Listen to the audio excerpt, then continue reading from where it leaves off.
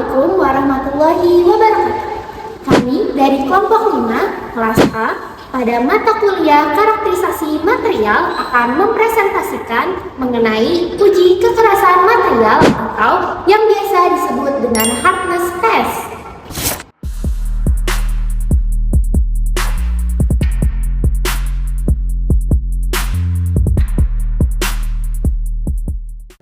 Perkenalkan, saya Zabel Nurani Putri dengan NIM 333424010. Saya Alia Lutfiah dengan NPM 33342400021. Perkenalkan, nama saya Kesha Fatia Stiano dengan NIM 33334240026. Saya Arispa Malasari dengan NPM 33342400135. Perkenalkan, nama saya Geraldif Syabir Gehena dengan NIM 33342400155. Dalam perkembangan industri di Indonesia yang semakin pesat, terutama di bidang manufaktur, otomotif, dan juga energi, kebutuhan energi dan juga material berkualitas tinggi sangat-sangat diperlukan menjadi hal yang sangat penting. Material yang digunakan harus mampu menahan beban, gesekan, dan juga tekanan, serta kondisi lingkungan yang sangat beragam. Salah satu sifat mekanik yang sangat penting dalam proses karakterisasi material adalah kekerasan atau hardness. Uji kekerasan merupakan metode yang relatif sederhana, cepat, dan juga ekonomis.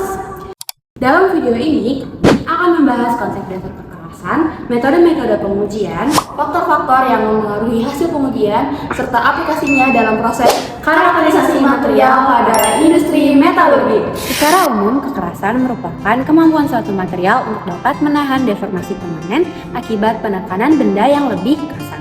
Prinsip dasar uji kekerasan dilakukan dengan menekan indentor yang lebih keras ke permukaan spesimen dengan beban tertentu.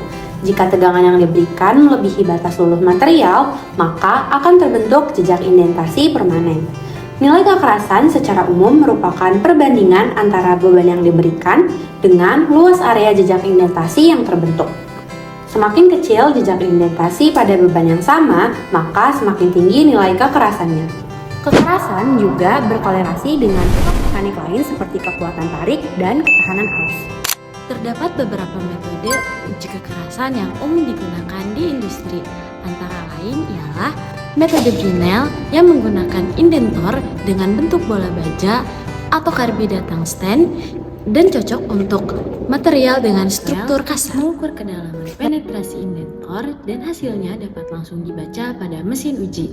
Metode Vickers menggunakan indentor berbentuk piramida intan dan dapat digunakan untuk berbagai tingkat beban termasuk micro hardness. Standar pengujian yang digunakan antara lain adalah ASTM E10 untuk Brinell, ASTM E18 untuk Rockwell, ASTM E92 dan ASTM E384 untuk Vickers dan mikroindentansi, serta ISO 6506, ISO 6507 dan ISO 6508. Selain adanya berbagai metode, hasil uji kekerasan dipengaruhi juga oleh berbagai faktor. Pertama, komposisi kimia dan struktur mikro seperti ukuran butir dan juga distribusi fasa. Kedua, temperatur pengujian karena peningkatan temperatur dapat menurunkan kekuatan dari suatu material. Ketiga, preparasi dan dimensi spesimen, termasuk kekasaran suatu permukaan. Keempat, kalibrasi mesin uji dan keselarasan pemasangan spesimen. Dalam aplikasinya, uji kekerasan digunakan untuk evaluasi perlakuan panas, kontrol kualitas produksi, serta estimasi cepat kekuatan tarik material di suatu industri. Sebagai kesimpulan, kekerasan merupakan salah satu sifat mekanik yang penting yang menunjukkan kemampuan material dalam menahan deformasi plastis lokal. Terdapat berbagai metode pengujian seperti Brinell, Rockwell, Vickers yang masing-masing memiliki prinsip dan standar tersendiri. Pengujian ini dipengaruhi oleh struktur mikro, temperatur, kondisi spesimen, dan kalibrasi mesin.